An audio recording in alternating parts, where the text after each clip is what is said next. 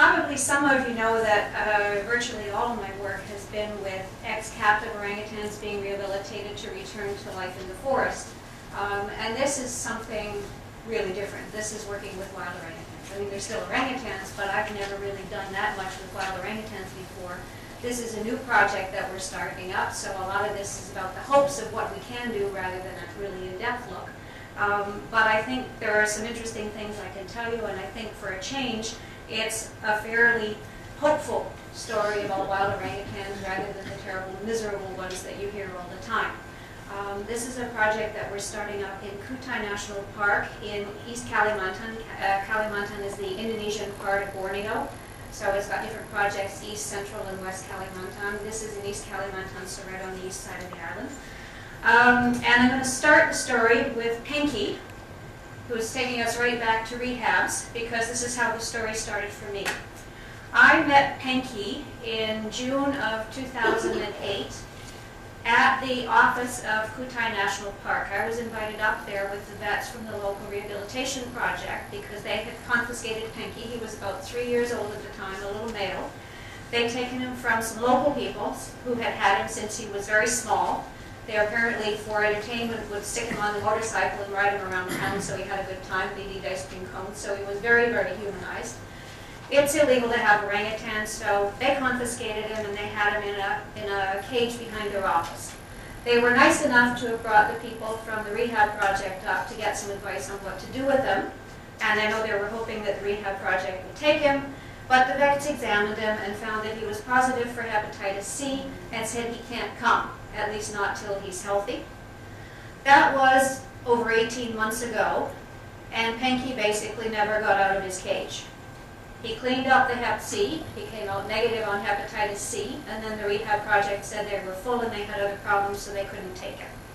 We looked for other places he might go, we looked for other people that might help him, and the short story of the long story is that 18 months later he was still stuck in a cage behind the Kutai National Park office with one kindly guy who brought him food every day. I don't know if he ever got out of his cage. And after a while, his companions were the rats and the insects that came around to clean up the clutter around the base of his cage. I finally heard from one of my assistants a couple of weeks ago that Pinky had been moved to the office of the Nature Conservation Agency that's supposed to be responsible for orangutans. And she said, well, he got moved there, and I'm really sorry to tell you that Pinky has died. So Pinky is one of the many, many orangutans that has had everything go wrong in his life and not for his own fault. Somebody screwed him up early in life by killing his mother and taking him out of the forest. And then when they finally found out about it and tried to get back to the forest, the people who were supposed to take care of him didn't do it. So Pinky got to die because we humans screwed up. Part of what needs to be done is that rehab projects have to do a better job than they have been. But the problem behind that problem is that individuals like Pinky show up at all. The only way to stop the whole problem is to stop orangutans being taken out of the forest and to stop orangutans being taken captive. And to do that, we have to do a better job of protecting the remaining habitat that they have. And that's where this project is, for me, an interesting one. I've later taken on the effort to try and make sure that wild orangutans get a better shot and that Pinkies don't show up on the doorstep. But that's what this opportunity is. After talking to the National Park people, I got the opportunity to start up a new wild orangutan research site in Kutai National Park, and it's basically thanks to Pinky that I got it. And the hope is I can do something to try and stop the Pinkies from showing up. To understand what a good situation it is, I have to show you how bad things are for orangutans, because when I show you what we've got, it looks pretty scrappy. But compared to what else is out there, it's pretty good. So we'll show you what's out there now. I don't know how much all of you know about orangutans, but they're in bad shape. Originally, or historically, we know that they ranged all the way up through Southeast Asia into the southern part of China, and they got as far south as Java. So they had quite a large range, and there were probably several million of them. Today, they're only found on the islands of Borneo and Sumatra, and in Sumatra they're only at the very northern tip. And there are only 2 countries that take care of them. Most of them, 80% of the orangutans, the wild orangutans in the world, are under the jurisdiction of Indonesia. They cover all of Sumatra and 80% of Borneo. The northern part of Borneo has two states in the country of Malaysia. There's Sabah and Sarawak, and there are orangutans there as well. So two countries are responsible for them.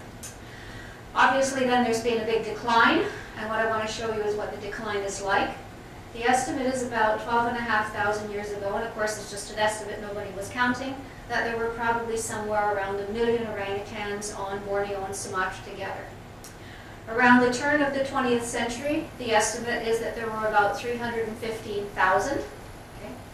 At the most recent estimate, systematic one, which was done in 2003, the total number of orangutans estimated to be surviving today is only 60,000. 6,500 of them in Sumatra and about 54,000 in Borneo. What that amounts to is a percentage of the population that was there at the turn of the 20th century of only about 20%, and in Sumatra it's only 8% of the population that was there only 100 years ago. So obviously there's been a really steep decline in the 20th century, and you don't see it here, but the bulk of that decline has occurred in the last 30 years. Why is it happening? Because orangutans are in fact protected in both Malaysia and Indonesia. They have been since the 1930s, so how come they're having such a hard time? The problem is human competition. There's no question about it. It's not some natural thing that's happening and they're waning of their own accord. It's because of human competition, and everybody agrees to that. The sorts of things that are getting them are things like resource extraction. I often think that Borneo is Canada South because they have gold, they have oil, they have timber, they have all kinds of other ores, they got coal, they got all of the sorts of things that we have, and every country in the world is racing to Borneo to tear it apart to take out the resources. The photographs I have here along the right-hand side are logging problems. The top smiling guy is carrying newly milled beams out of the forest. Where he's taking them out of is a national park, so it's illegal. The one in the middle is commercial logging. It's right next to a forest with orangutans in it. And the bottom photograph is what a peat swamp forest looks like after you've cleared it. There's basically nothing left. The whole place is just a wasteland. Picture on the left is a coal mine, an open pit coal mine. It's one of the largest coal mines in the world. It's just north of Kutai National Park. You can see obviously open pit mining. Anything on the surface is gone, so this kind of mining does away with forests. I'm not sure quite what you can see there, but can you see the little dinky toys down here? Look like little dinky toys? Those trucks are 3 stories tall. That's the scale of it. They go down 800 meters. So it's a massive operation, and it destroys huge areas of forest, and basically it's not going to come back because you can't restore the soils to the level they were before. Very difficult to think about reforesting. What does it mean for orangutans? Well, kind of obvious. It means there's less forest. What forest is left is degraded, and it's fragmented, so it comes in little patches that are disconnected from one another. It means that orangutans are surviving at lower densities. If the forest isn't so good, there's not enough food to go around, so the forest can't support as many orangutans as it used to. And you get populations that are isolated, so you end up with inbreeding problems because you can't get communication or transfers between populations.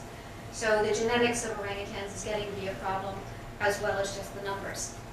Then there's the plantations. I don't know whether any of you have followed some of the oil palm plantation arguments or campaigns that are on. Huge areas of forest are being cut down to put in oil palms.